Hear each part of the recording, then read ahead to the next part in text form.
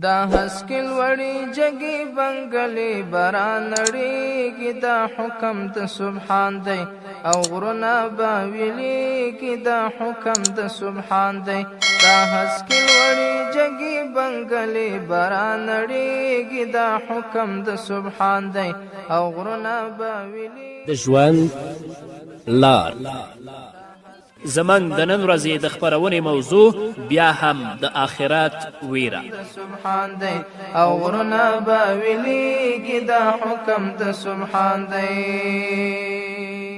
بسم الله الرحمن الرحیم الحمد لله رب العالمين حمد الشاكرين الصلاة والسلام على سيد الأنبياء والمرسلين سيدنا ونبينا وشفيعنا ومولانا محمد وعلى آله وأصحابه الطيبين الطاهرين. قدرمنو اوریدونکو د ژوند د لارې د خپرونې مینوالو السلام علیکم ورحمة الله وبرکاته. ستاسو روغتیا او خوشحالي د پاک رب نه غواړم په دې هیله چې د صحت او عافیت جامې پر تن ولرئ او خوشحالي مو په برخه وي. دا دی زه محمد یاسین فهیم د ژوند د لارې د خپرونې په وړاندې کولو کې ستاسو په خدمت کې یم. زموږ د نن ورځې د خپرونې موضوع بیا هم د آخرت ویره. درنو اوریدونکو، د صحابه و کرامو رضی الله تعالی عنهم په منځ کې د حضرت سلمان فارسی رضی الله تعالی عنه درجه بې اندازې لوړه وه. د هغه ټول ژوند د حق په لټه کې او د الله رب العزت د رضا په طلب کې تیر شوی دی. بیا هم د آخرت له ویرې به یې ټول بدن ریږدېده او آخرت به چې کله وریاد شو د سترګو نه به یې اوښکې روانې وي. کله چې دا آیت نازل شو وان جهنم لموعدهم اجمعین او جهنم د هغوی ټولو لپاره د وعدې ځای دی. حضرت سلمان فارسی چې کله دا آیت واورېده نو یوه چیغه یې وکړه او خپل سر یې په لاسونو کې ونیوه او وتښتېده او پوره 3 ورځې ورک و. د آخرت له ویرې د هغه زهد او تقوا تر دې اندازې رسېدلې وه چې له دې څخه وروسته د رهبانیت درجه شروع کیږي. هغه په خپل ټول ژوند کې د ځان لپاره کور جوړ نه کړ. چیرته به چې د دیوال یا ونې سوری ولیده هلته به څملاست. یو کس راغی د حضرت سلمان فارسی رضی الله تعالی عنه نه اجازه وغوښتله چې زه ستا لپاره یو کور جوړوم. حضرت سلمان فارسی ورته وفرمیل زه کور لپاره اړتیا نه لرم. هغه سړي به ټینګار کوه خو حضرت سلمان فارسی رضی الله تعالی عنه به انکار کوه. په پای کې هغه ورته وویل ستا د خوښې وړ به درته جوړ کړم. سلمان فارسی وفرمیل هغه څنګه؟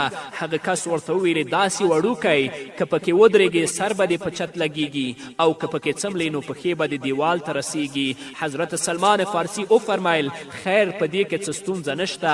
نو هغه کس همداسې یوه جونګړه حضرت سلمان فارسی رضی الله تعالی عنه ته جوړه کړه. وګورئ د حضرت سلمان فارسی رضی الله تعالی عنه شان ته، وګورئ د حضرت سلمان فارسی رضی الله تعالی عنه شوکت ته. بیا هم هغه په خپل ژوند کې ځان لپاره کور نه لري، د الله نه ویریږي او د آخرت نه ویریږي. د مداین د ولایت په دوران کې چې شان او شوکت، نوکران او نور د هوسایي ټول اسباب ورته برابر ول، خو هغه د آخرت د فکر له امله په دې شیانو خپل ځان ککړ نه کړ. په هغه وخت کې هم د حضرت سلمان فارسی رضی الله تعالی عنه په لباس کې یوه چپنه، یو ساده کمیس او یو لنډ پرتوګ و. د شپې لخوا به یې چپنه نیمه لاندې او نیمه به یې په ځان له پاسه واچوله او له نستوڼو څخه به یې بالښت جوړ که او د اړتیا په وخت کې به یې په خپله چپنه کې لرګي هم ټولول. ګورئ د مداین والی دی خو د هغه په لباس کې کم تغییر نه راځي. شپې چې کله څملي نیمه چپنه لاندې اچوي او نیمه د باندې په خپل ځان باندې اچوي او د نستوڼو نه یې ځان لپاره بالښت جوړوي. د نن ورځ والیان او د نن ورځ وکیلان او د نن ورځ رئیسان دې راشي د حضرت سلمان فارسی رضی الله تعالی عنه ژوند دې مطالعه کړي، د هغه نه دې پند واخلي، د هغه نه دې عبرت واخلي. هغه ځان لپاره جامې نه لري، بالښت نه لري، کور نه لري، خو نن ورځ په ولایت او په ریاست باندې مقرر شوي نه وي چې 2-3 ورځې وروسته یې ځان لپاره 4-5 کوره جوړ کړي وي. ظالمه تا دا پیسې د کم ځای کړې؟ د آخرت په ورځ به د الله په حضور کې نه درېږې. الله رب العزت به تا نه پوښتنه نه کوي. راځه د آخرت ویرې ته په خپل زړه کې ځای ورکه، د الله ویرې ته په خپل زړه کې ځای ورکه، د الله نه وویرېږه او د هغې سختې ورځې د حساب او د کتاب نه وویرېږه. یو ځلې حضرت سلمان فارسی رضی الله تعالی عنه د امارت په دوران کې په داسې حال کې راووت چې د سورلي لپاره یو خر و چې زینې نه درلود او لباس یو تنګ او وړوکی کمیس و چې زنګنونه یې هم نشو پټولی، پنډې یې بربنډې وې. ماشومانو چې په دې حال ولیده نو ورپسې شول. خلکو چې د بې ادبي دا طوفان ولیده نو ټول ماشومان یې ورټل چې د امیر تر شا ولې روان یاست؟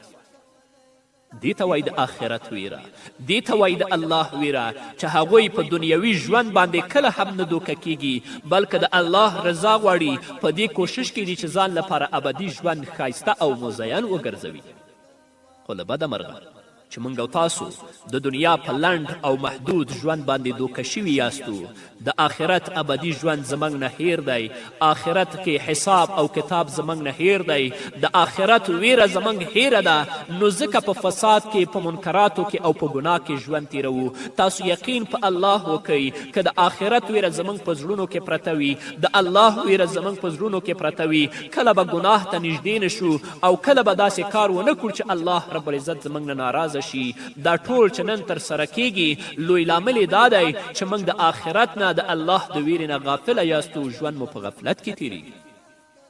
یو ځل یو کس د حضرت سلمان فارسی رضی الله تعالی عنه ځای ته ورغی. ویلیدل چې حضرت سلمان فارسی رضی الله تعالی عنه ناست دی او اوړه لمدوي. هغه کس ته یې پوښتنه وکړه چې نوکر دې چیرته دی ای سلمانه چې ته په خپله اوړه لمدوي؟ حضرت سلمان فارسی رضی الله تعالی عنه ځواب ورکه نوکر مې په کار پسې لیږلی دی. ما ته دا خبره ښه ښکاره نه شوه چې د دوه کارونه په هغه باندې واچوم چې هم د کار پسې لاړ شي او هم د اوړه لمده کړي.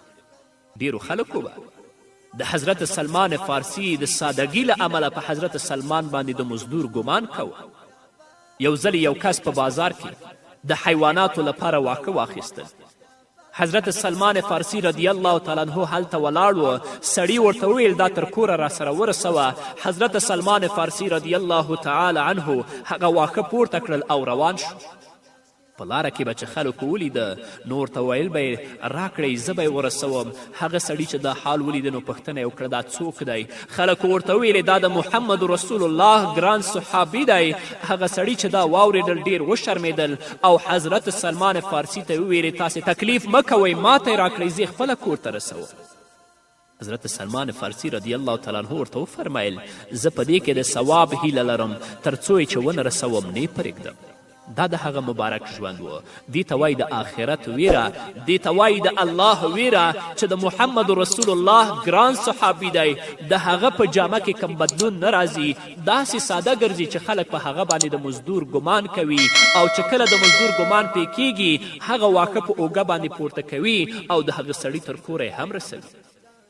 حضرت سلمان فارسی رضی الله تعالی عنه ته 5,000 تنخواه ورکول کېدله او ده به په 10,000 خلکو حکومت کوه. خو هغه به دا ټوله تنخواه واخیستله نو په مستحقینو باندې به یې وویشله او خپله به یې پوزي جوړول. په هغې به یې ګزاره کوله او د پوزي له دې عاید څخه به یې درېیمه برخه د اصلي سرمایې لپاره ساتله، بله برخه به یې په خپلې کورنۍ مصرفوله او یوه برخه به یې خیرات کوله. نن ورځ که څوک د یو ریاست په دندې باندې وټاکل شي یا په ولایت کې مقرر شي د خپله تنخواه خو پرېږده ظالمان د خلکو حقوق هم غصب کوي، هغه د خپلې سینې لاندې کوي.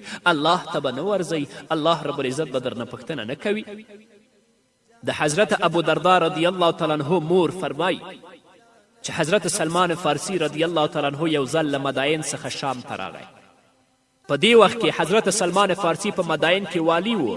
د خپلې سادگی له امله په معمولی لباس او خراب حالت کې و. چا ورته ویلې تا خپل ځان ولې په دومره خراب حالت کې پریښی دی؟ حضرت سلمان فارسی رضی الله تعالی عنه ورته ویل آرامی او هوسایي یوازې د آخرت لپاره ده نه د دنیا لپاره. حضرت سلمان فارسی رضی الله تعالی عنه به ویل زه 3 کسانو ته حیران یم. یو هغه چې په دنیا پسې شوی وي او مرګ په دې پسې وي. دویم هغه چې له مرګ څخه غافله وي په داسې حال کې چې مرګ له ده څخه غافله نه دی. دریم هغه چې په لوړ آواز سره خندا کوي او په دې نه پوهیږي چې الله له ده څخه راضي دی او که ناراضه دی. په همدې ډول یې فرمایل ما 3 شیان دومره خواشینی کوي چې ژاړم، یو د محمد رسول الله صلی الله علیه وسلم او د هغه د ملګرو بیلتون، دوهم د قبر عذاب او دریم د قیامت خطر. ګورئ درنو اوریدونکو، د تل لپاره د حضرت سلمان فارسی رضی الله تعالی عنه په زړه کې د الله ویره او د آخرت ویره پرته ده. هغه د خپل لباس کې حتی تغییر نه راولي د دې لپاره چې الله زمانه ناراضه نشي. زموږ او ستاسو حال به په آخرت کې د الله په حضور کې څه وي؟ ډېر وختونه به ویل څوک چې په دنیا کې د الله لپاره عاجزي او تواضع غوره کړي، الله رب العزت به هغه د قیامت په ورځ سرلوړی کړي. یو ورځ حضرت سلمان فارسی رضی الله تعالی عنه یو کس ته وویل تا ته د قیامت د تیارو حقیقت معلوم دی؟ هغه سړي ورته عرض وکړه زه نه پوهیږم. حضرت سلمان فارسی رضی الله تعالی عنه ورته وفرمیل دا چې په دنیا کې خلک یو پر بل ظلم کوي، له همدې څخه د قیامت تیارې جوړیږي او د خلکو د سترګو په وړاندې به داسې تیاره خوره شي چې هغوی ته به د لارې لیدل هم ګران شي. نن ورځ په هر کور کې، په هر کلي کې، په هر ولایت کې ظلمونه روان دي. دا ټول د قیامت تیارې دي. الله رب العزت دې زموږ په حال باندې رحم وکړي. الله دې د آخرت ویرې ته او د خپل ویرې ته زموږ په خپلو زړونو کې ځای راکړي، تر څو د خپل ژوند د الله رب العزت د کلام په رڼا کې او د محمد رسول الله صلی الله علیه وسلم د احادیثو په رڼا کې تیر کړو. حضرت سلمان فارسی رضی الله تعالی عنه به چې هر کار کوه د هغه په هکله به داسې فکر کوه چې سبا به د الله رب العزت په وړاندې د دې حساب ورکوم. نو داسې به ویل د قیامت له ویرونکو صحنو څخه به تیریږو، د الله رب العزت په وړاندې د حاضرېدلو فکر چې راشي فکر مې نارامه شي، زړه مې خفه شي. څوک پوهیږي چې د جنت په لور به ځي او که د دوزخ د اور په لور. د دنیا غوښتونکي ته حیران یم چې مرګ ورپسې دی او هغه د دنیا په هیلو او امیدونو مست دی. نه پوهیږو چې الله رب العزت له هغه څخه راضي دی او که ناراضه دی. څومره عجیبه خبره ده چې بیا هم هغه په لوړ آواز خندا کوي. د لوړ آواز خندا خو پرېږده، د اکثرو خلکو چې چیرته فساد دی هلته یې مخه ده. ورځې په لهو لعب کې تیریږي، شپه یې په لهو لعب کې تیریږي، ورځې د خرابو څیزونو په لیدلو کې تیریږي، همدارنګه شپه یې د خرابو سریالونو او د فاسدو سریالونو په لیدلو کې تیریږي. خو دې ته متوجه نه دی چې الله به زما نه راضي وي او که ناراضه. الله به مې د آخرت په ورځ په خپل حضور کې دروي، الله به زما نه پوښتنه کوي. دا سوچ د کوم ځای شو؟ تا ته وایم ګرانه پلاره، د خپلو اولادونو مسئولیت د ستا په غاړه دی.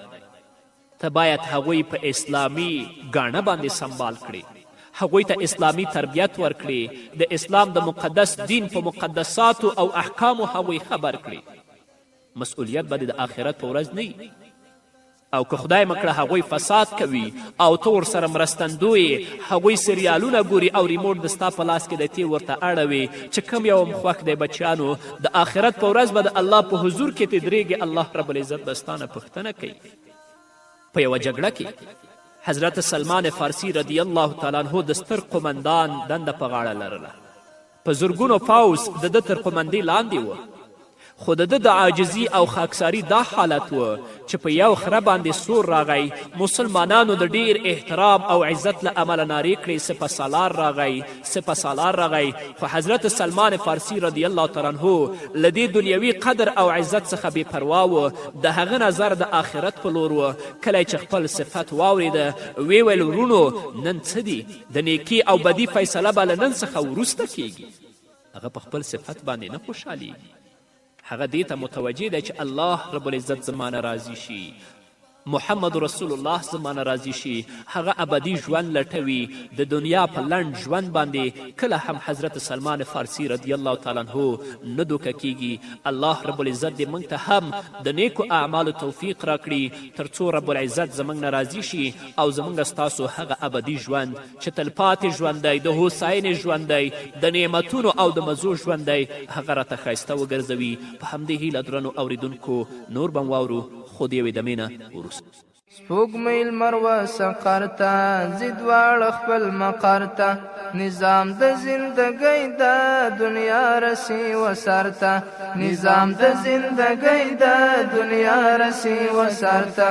مخلوق د اسمانونو به په ځمکه راکوزیږي، د حکم د سبحان دی دا هسکی لوړې جګې بنګلې برا نړېږي دا حکم د سبحان دی او غرونه به ویلېږي دا حکم د سبحان دی اسمان برا ایلشی پزمکی با تکشی پزمکی بغوغا شي پری جوړه زلزله شي پزمکی بغوغا شي پری جوړه زلزله شي هر چیز چې ژوندی هغه به خامخا مړ کېږي دا حکم د سبحان دی او غرونه به ویلېږي دا حکم د سبحان دی دا هسکې لوړې جګې بنګلې برا نړېږي دا حکم د سبحان دی او غرونه به ویلېږي دا حکم د سبحان دی درنو اوریدونکو بیا هم زموږ سلامونه ومنئ همدارنګه حضرت ابو موسی اشعری رضی الله تعالی عنه د ممتازو صحابو کرامو له ډلې څخه شمیرل کیږي د ژوند لومړني وختونه یې په ډیره غریبي کې تیر شوي وو خو څنګه چې د فتوحاتو لمن پراخه شوه د حضرت ابو موسی اشعری رضی الله تعالی عنه غریبي هم پای ته ورسېده د ده په مشري ډېر ستر کارونه ترسره شول ډېر کلونه د مختلفو ولایتونو حاکم و خو د ده د ژوند په حالاتو کې هیڅ بدلون رانغی نه مال او دولت ټول که او نه له ظاهري شان او شوکت سره اړیکې پیدا کړي څه ډول ژوند یې چې په غریبي کې و همغسې هم په پراخي کې و ځکه چې د هغه په زړه کې د آخرت ویره پرته وه ځکه چې د هغه په زړه کې د الله ویره پرته وه د آخرت د حساب او د کتاب نه سخت ویرېده نو ځکه په هغه کې بدلون نه راته د ولایت له دورې څخه وروسته له مشهور صحابي حضرت ابوذر غفاري رضی الله تعالی عنه سره ملاقات وشو حضرت ابوذر غفاری رضی الله تعالی عنه فقیر طبیعته انسان و له دنیا سره هیڅ اړیکې نه درلودلې حضرت ابو موسی اشعری رضی الله تعالی عنه ورپسې منډې کړې او د وروره وروره نارې وهلې تر څو چې هغه ته ورورسېد هغه یې راونیوه خو ابوذر رضی الله تعالی عنه هغه په وار وار له ځان څخه لرې کوه او ورته ویلې ای ابو موسی اوس ته زما ورور نه یې ای ابو موسی اوس ته زما ورور نه یې له دې منصب څخه مې مخکې ورور وي کله چې دوهم ځل لپاره ورسره لیدل وشول حضرت ابو موسی اشعری رضی الله تعالی عنه د لومړي ځل په شان ورمنډې کړې ابوذر رضی الله تعالی عنه ورته وویل اوس لرې اوسه لومړی زما د پوښتنو ځواب راکړه تا په خلکو حکومت کوه حضرت ابو موسی اشعری رضی الله تعالی عنه ځواب ورکه هوکې بیا ورته ابوذر وفرمایل تعمیرونه دې نه دي جوړ کړي ځمکې دې نه دي کرلې حیوانات دې نه دي ساتلي حضرت ابو موسی اشعری رضی الله تعالی عنه د ټولو پوښتنو ځواب په نس سره ورکه نو بیا یې په خلاص زړه ورسره وکتل او په غېږ کې ونیوه په حضرت ابو موسی اشعری رضی الله تعالی عنه کې د الله رب العزت ویره او د زړه نرمواړي دواړه صفتونه موجود ول خپله به ژړل او نور به هم ژړول د بصرې د پاڅون په وخت کې یو ځل خطبه ورکړه چې پکې وویل خلکو ښه وژاړئ او که ژړا نه درتلله نو لږ تر لږه د ژړا حالت غوره کړئ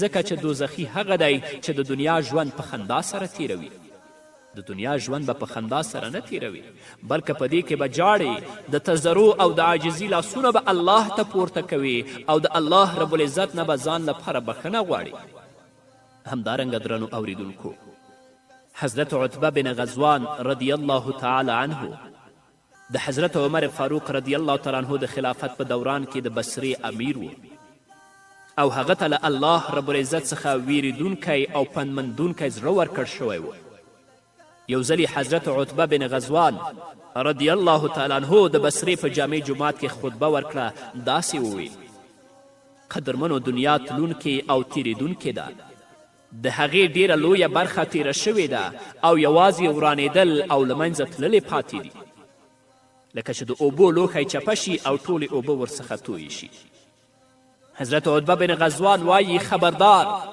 تاسې له دې دنیا څخه هغه ځای ته تلونکي یاست چې هیڅ زوال او پای نه لري نو بیا ولې له خپل ځان سره ښې ډالۍ یونسو ما ته ویل شوي چې که یو کاڼی په دوزخ کې اولیږي نو په 80 کلونو کې به هم د هغه تل ته ونه رسیږي په الله رب العزت قسم تاسې به هغه ډکوئ آیا تاسې په دې حیران شولئ او په الله قسم چې ما ته د محمد رسول الله لخوا ویل شوي دي چې د جنت دروازې به دومره پراخې شي چې له یو سر څخه تر بل سره پورې به یې د 40 کلونو فاصله وي، او داسې یوه ورځ به هم راشي چې په هغې به ډیره زیاته ګڼه ګوڼه وي. کله چې ما ایمان راوړ، حضرت عتبه بن غزوان وایي، له محمد رسول الله صلی الله علیه وسلم سره یوازې 6 تنه ول. د فقر او تنګسي دا حال و چې د ونو په پاڼو به مو ګزاره کوله چې له امله یې کلمې زخمي کېدلې. یو ځل ماته یو څادر په لاس راغی، هغه مو څیرې که چې ما او سعد لنګونه ورڅخه جوړ کړل. خو نن له موږ څخه هر یو د یو ښار امیر دی. زه له الله رب العزت څخه پناه غواړم چې د الله جل جلاله په وړاندې د دومره حقیروالي سربیره ځان لوړ وګڼم. نبوت پای ته ورسید، له دې څخه وروسته به پاچایي وي او تاسې به له ما څخه وروسته ډېر زر پاچایان وآزمایئ. ګورې درنو اوریدونکو، دا د حضرت عتبه بن غزوان رضی الله تعالی عنه ژوند و. دا د حضرت ابو موسی اشعری رضی الله تعالی عنه ژوند و. دا د حضرت سلمان فارسی رضی الله تعالی عنه ژوند و چې دوی په خپل ژوند کې د الله رب العزت نه څومره ویرېدل، په خپل ژوند کې د آخرت نه څومره ویرېدل. نو ځکه دوی د دنیا په لنډ ژوند باندې نه دوکه کېدل، تل لپاره دا کوشش کوه چې په خپل ژوند کې الله رب العزت راضي وساتي. ځکه الله د آخرت ورځې په هکله فرمایي انهم یرونه بعیدا، دوی خو قیامت لرې ګڼي. ونراه قریبا، او موږ یې نږدې وینو. یوم تکون السماء کالمهل، هغه عذاب به په هغه ورځ وي په کومه ورځ چې آسمان د ویلې شوو مسو غوندې شي. وتکون الجبال کالعهن، او غرونه د رنګینو ډانډس شوو وړیو غوندې شي. ولا یسأل حمیم حمیما، او هیڅ یو صمیمي دوست له خپل صمیمي دوست نه پوښتنه ونه کړي. یبصرونهم یود المجرم لو یفتدي من عذاب یومئذ ببنیه، په داسې حال کې چې هغوی به یو بل ته وښودل شي، مجرم به وغواړي چې د هغې ورځې له عذاب څخه د ژغورل کېدلو لپاره په فدیه او په جریمه کې خپل اولادونه وصاحبته و اخیه، خپل میرمن او خپل ورور، وفصیلته التي تؤویه، خپله ډیره نږدې کورنۍ ورکړي، هغه کورنۍ چې هغه ته پناه ورکوونکې وه. ومن فی الارض جمیعا ثم ینجیه، او د ځمکې د مخ ټول خلک او دغه تدبیر ورته نجات ورکړي.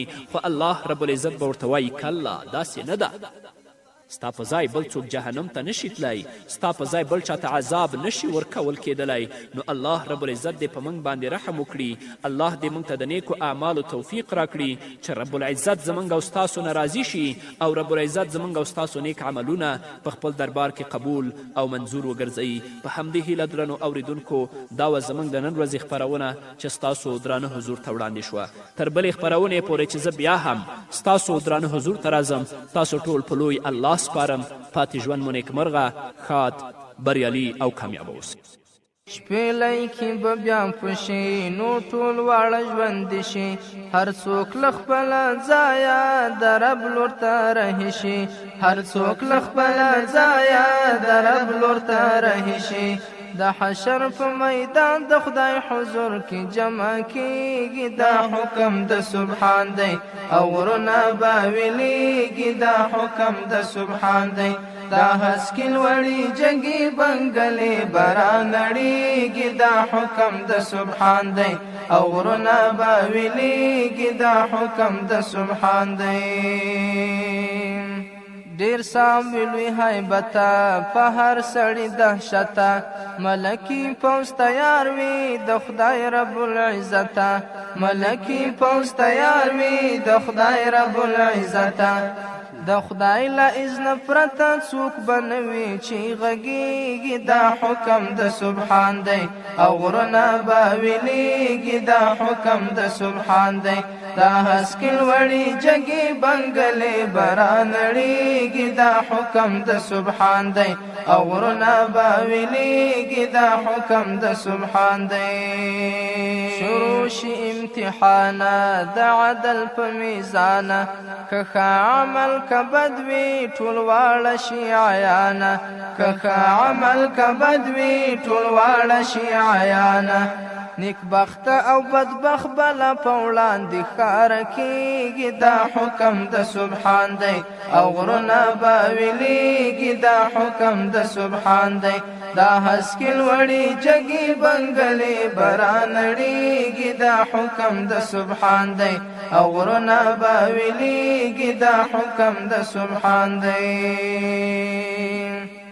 هر څوک چې نیکوکار وي صالح وي پرهیزګار وي هر څوک چې نیکوکار وي صالح وي پرهیزګار وي د خدای په مینا مینا د خدای له دینه زار وي د خدای په مینا مینا د خدای له دینه زار وي کامیاب شي په خوښۍ سره جنت ته روانېږي دا حکم د سبحان دی او غرونه باویلیږي دا حکم د سبحان دی دا هسکې لوړې جګې بنګلې برانړېږي دا حکم د سبحان دی او غرونه باویلیږي دا حکم د سبحان دی زما انډیوالانو زما ورونو او دوستانو زما انډیوالانو زما ورونو دوستانو نور زړه پر دنیا مګدی نه پوهه انسانانو نور زړه پر دنیا مګدی نه پوهه انسانانو اسف درته قسم خور چې دا ټول واړه بکیږي دا حکم د سبحان دی او غرونه باویلیږي دا حکم د سبحان دی دا هسکې لوړې جګې بنګلې برانړېږي دا حکم د سبحان دی او غرونه باویلیږي دا حکم د سبحان دی دا هسکې لوړې جګې بنګلې برانړېږي دا حکم د سبحان دی او غرونه باویلیږي دا حکم د سبحان دی او غرونه باویلیږي دا حکم د سبحان دی او غرونه باویلیږي دا حکم د سبحان دی او غرونه باویلیږي دا حکم د سبحان دی